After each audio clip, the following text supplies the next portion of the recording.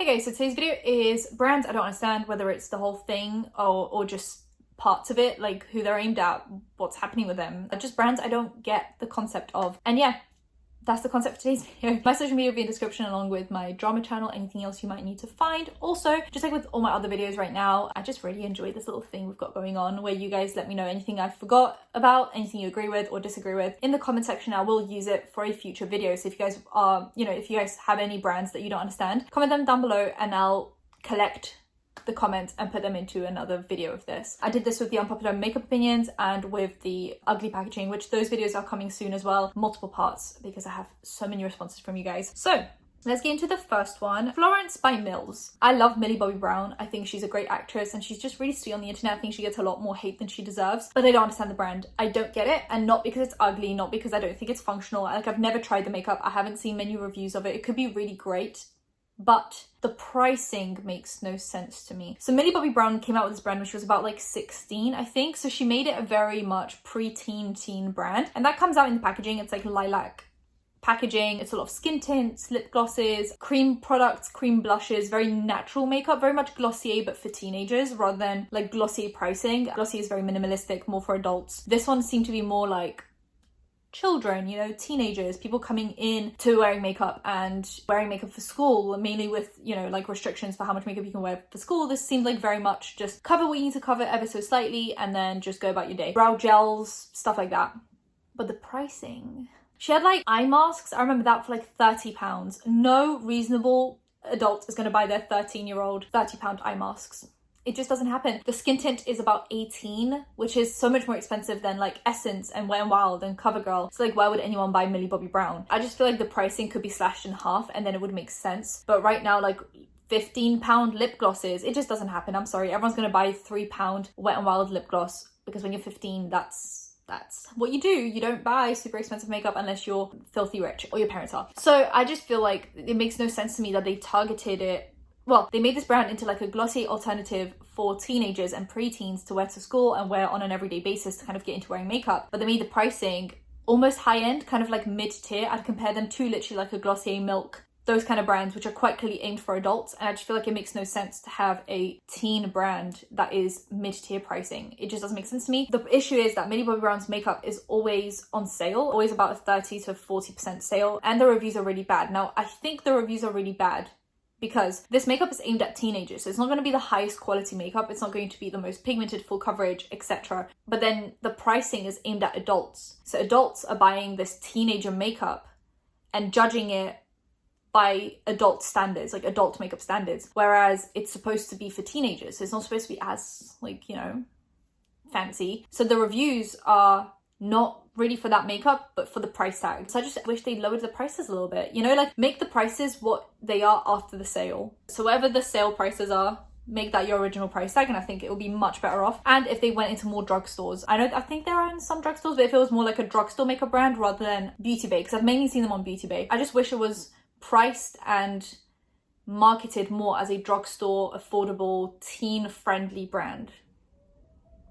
Because right now I don't get it. ABH/Norvina. Now, this is really sad, really. I have a lot of those suede palettes and I really love them. I had their foundation, I really loved it. I had a few things, some things I didn't like very much, and that's mainly the recent releases, like the lip stains, the brow pen. I think those are really low quality products, and ABH was always supposed to be exclusive, professional, luxe. Like it had this like air of, I'm better than all the other brands, but like in like a good way. It was like quality brand with quality product, and it came out once every blue moon. You were just so excited for it. I feel like the exclusivity as well of it, when Modern Renaissance dropped and then we didn't have another palette for like a year, it was you had time to like really enjoy this palette and love it before the next one came out. Now they came out with like 5,000 palettes in a year. They're coming out with makeup wipes in 2021. I wish they came out with like a double cleanse method instead of a makeup wipe, to be more like, wow, look at us being professional, and like they came out with makeup wipes. Then they have this like Norvina section, which is much lower quality than the ABH section, but it's much more expensive, which just makes no sense to me. I don't know who they're targeting their products at anymore. You come out with these like full pigment eyeshadows that are supposed to be really good, and then you come out with makeup wipes, and then I think the only launch they had recently that I enjoyed was the highlighter they came out with in the same packaging as the Amazing highlight. I've never had the Amazing highlight, so I can't even say if it's the same quality or formula.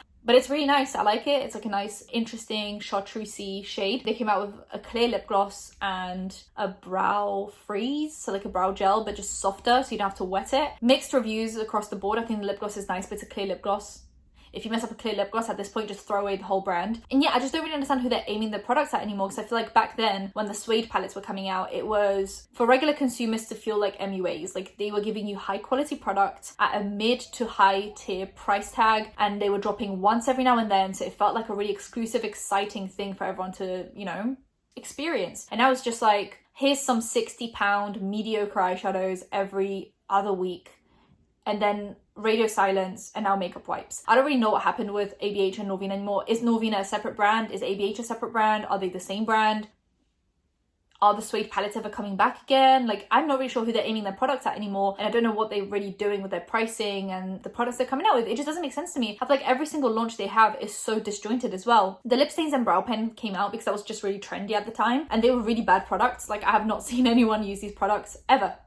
I've not seen a single person put it in their faves, fails, project pan, anything like that. So I just don't see people using them. They're always on sale. Then they came out with this whole like white minimalistic collection with the brow freeze, highlight, and clear lip gloss. And those two launches looked like they came from two different brands. One was aimed at like TikTok, I guess, or like the matte stains and stuff. They were probably going for like that K-beauty almost look where you do the ombre lip, but that just didn't take off, and it looked like a whole different brand. And then they just did this minimalistic white packaging, which just didn't look like ABH or Norvina or their previous launch.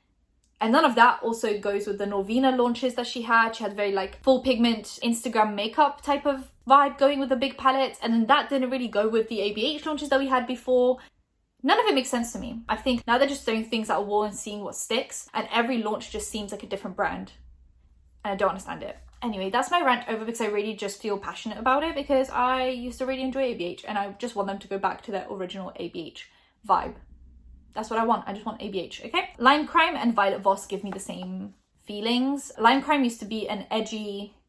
It was the Jeffree Star Cosmetics before Jeffree Star Cosmetics, if that makes sense. Like, it had the edgy liquid lipsticks with weird colours. Weird, not that it's weird, but like green and blue, and you could really just, you know, do your edgy makeup. And now they come out with lip scrubs and lip oils. It makes absolutely no sense to me who they're aiming their stuff at anymore, because like you can get a lip scrub in the drugstore. You can just walk into a Boots or CVS or wherever you guys have in America. We have Boots and Superdrug, and pick up a lip scrub for like £5 and not even worry about what brand it is. Just pick up a lip scrub and go, a lip balm and go.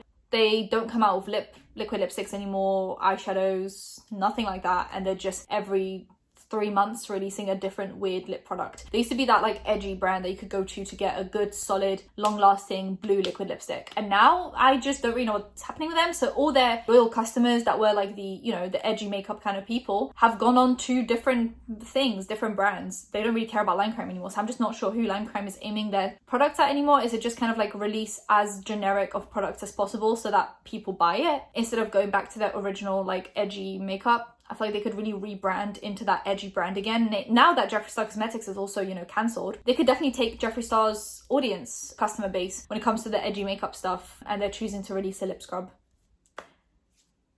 I don't really get it. I don't get who their customer is. Who is actually like a loyal Lime Crime customer anymore, considering the whole like thing is now gone. The thing they used to do, yeah, that's not around anymore. Makes no sense to me. Violet Voss as well, they used to come out with really like creative makeup, and now they come out with really bad packaging that looks like it's been done in like Word, clip art, and just really boring launches that were popular like 3 years ago. I don't know who Violet Voss is aiming their stuff at anymore, because if it's MUAs and people like that, then the packaging is really tacky. If it's Instagram makeup, then they're 4 years too late. They're coming out of rainbow palettes now. Like, it makes no sense. And now what's popular is like natural makeup and stuff, and they're not doing that either. So it just really seems like they have no demographic right now, or they're releasing products that, you know, they're not releasing products that anyone needs or doesn't have already. Then we have Haus Labs. I don't understand who Haus Labs is aimed at, because if it's Lady Gaga fans, it's not edgy enough. If it's regular consumers, it's not easily accessible enough. They sell it only on Amazon. So it just seems like, you know, you don't think makeup Amazon, like you don't go to Amazon to buy your makeup. So it just seems like it's like the wrong place to sell stuff. If she really wanted that like basic consumer base, she could have just gone with like Beauty Bay or drugstore brands or Sephora or Ulta. But she did Amazon, which makes no sense to me, because no one goes to Amazon for makeup. And if you are, be careful because they are selling like fake products. If you're buying like a Too Faced palette from Amazon, chances are it's fake. It's not like real. And it's also really expensive. I don't know why they make it like 4 times the price. I don't know. So people don't go to Amazon for makeup, but also the makeup is really boring, which is really sad to say because Lady Gaga always had the most like edgy, crazy makeup. So to then come out with like lip liners in regular nude shades and eyebrow pencils, like it just makes no sense to me. I just wish it was more of like the old Lady Gaga makeup with crazy, like with really nice, like vibrant shades, kind of like indie brand eyeshadows with like duochromes and multi-chromes. I feel like that would have been so fun. So nice. And instead we got like a pink and blue eyeshadow palette and some like liquid eyeshadows and stuff like that. It just, I don't know, I just don't really know who the target demographic is for Lady Gaga's makeup line.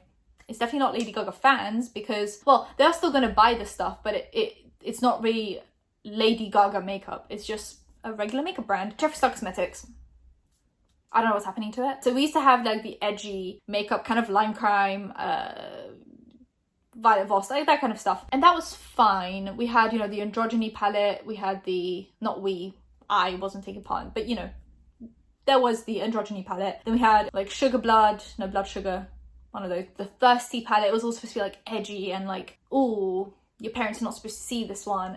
And it was like colourful and it had a theme. We had the blue, we had the purple. Then we've run out of the rainbow now. We did. So now he's gone down the crude lane with lip glosses that look like vaginas and they're named after vaginas. One of them is called Urethra. So I'm not really sure who's buying those. Like there's a big difference between edgy and crude. Naming your lip glosses after a vagina just makes no sense to me. And also, who is going to be like, okay, well right now I'm going to be using my Urethra lip gloss, it makes me look really nice. Or an MUA that's going to be like, hey, I'm just going to put this lip gloss on you. Oh, what lip gloss is it? So I can touch up and bite myself. Oh, it's Urethra. You know, like it's not for MUAs, it's not for teenagers because no parent is going to buy their kid a Urethra lip gloss. It's not for edgy makeup wearers because it's not really edgy anymore. It's just got an edgy name, but it's actually very basic makeup. It's a lip gloss at the end of the day. So I guess it's just for Jeffree Star fans, but how many of those are left at this point? Like it's not a lot. I don't know. Then they had like the Orange palette. You know, Blood Sugar and Thirsty all made sense. It was like edgy and colourful and, you know, stuff. Orange palette. Okay, cremated also. That was, it feels like you're putting like someone's ashes on your eyes. Like that's where my brain goes. You give me a cremated palette that has greys in it and I'm gonna think, wow, I'm putting someone's ashes on my eyes. There's no good correlation there, no good association. I'm just thinking about dead people and that just doesn't make me feel like wearing makeup. Nah, that actually makes me feel quite sad. So I just don't really see who Jeffree Star is aimed at. I don't understand the brand as a whole. I don't get it where, I understood it at the beginning, now I just don't get where it's going. Dragun Beauty. Nikita Dragun's brand. She released those eggs, color correctors, then she had some face powders, that weird face palette, lip glosses, liquid lipsticks, and some eyeshadow palettes. Who is actually buying Dragun Beauty except for Dragun Beauty fans? Because at some point, like, we can admit that with Jeffree Star Cosmetics, it wasn't just Jeffree Star fans buying it. I remember that drag queens really enjoyed the liquid lipsticks because you could use them as eyeliners because they were eye safe as well. So I do understand, you know, people were buying those liquid lipsticks because they were like multi-use. Even probably MUAs were buying them because you could use them as an eyeliner. But with Dragun Beauty, who's buying it? It's not MUAs, it's not regular consumers. It just now got to Beauty Bay, actually, to be fair. You used to only be able to get it on Nikita Dragun's like website. Now you can get it on Beauty Bay, so I'm assuming maybe some people who don't know who Nikita Dragun is might buy it, maybe. But realistically, other than her like most loyal stans, who is buying Dragun Beauty? It's very overpriced for what it is. It's not very original. It's not very creative. It's actually quite ugly sometimes with the face palette. It's not very inclusive. With the face palette, it only really appeals to one skin tone. The color corrector, she only came out with one. There are many people of different skin tones. I don't know who the brand is aimed at, I'm going to be honest with you. And the last one is Morphe. Morphe started out being private labeled, but trying to pass off as a pro MUA line with the black sleek packaging, the huge palette. It was supposed to be an MUA brand. Then Instagram influencers and YouTube influencers took it upon themselves to promote it. And then it became a YouTube brand. And then it became kind of like, You know, when people started realizing that the quality is really not that good, people then passed it off as a beginner friendly line because it's more affordable and you got a lot of shades to try out what you enjoy. And now they came out with the Morphe 2 thing. They're doing more natural makeup. They're using Dixie and Charlie to promote their stuff. Is it pro makeup? Is it MUA makeup? Is it beginner makeup? Is it natural teenager makeup? What is Morphe Cosmetics? And who is their audience? Who is actually actively buying Morphe Cosmetics? Because I heard that they're shutting down a lot of stores because they're just not getting the sales. So who is buying Morphe Cosmetics at this point? Because I could not pinpoint a demographic that I think Morphe Cosmetics is aimed at. I could not tell you. I don't know. I could not name them. And those are my picks. Let me know which brands you don't understand and I might feature it in my next video. Like, subscribe, hit the bell, and I'll see you in my next one. Bye guys.